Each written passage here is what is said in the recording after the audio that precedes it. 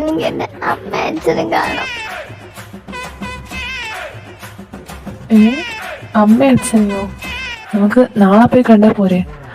ഇല്ല, എനിക്കിപ്പം കാണണം. അയ്യോ കരയല്ലേ, നീ ഇവിടെ ഇരുന്നോ, ഞാൻ ഒന്നും പറയുന്നില്ല.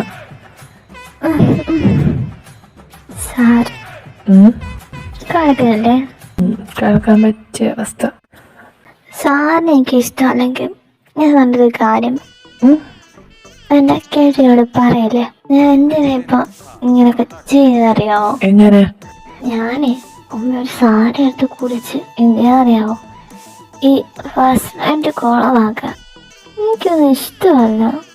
എന്തിനാ അവൻ്റെ പൂരം കോളമാക്കാൻ വേണ്ടിയിട്ട് ഞാൻ എടുത്ത് കുടിച്ചത്. സാറ് പറഞ്ഞു കൊടുക്കല്ലേ? ഞാൻ പറഞ്ഞു കൊടുക്കത്തേ ഇല്ല. എന്റെ കെട്ടിയോനെ മതി, എനിക്കിപ്പം കാണും.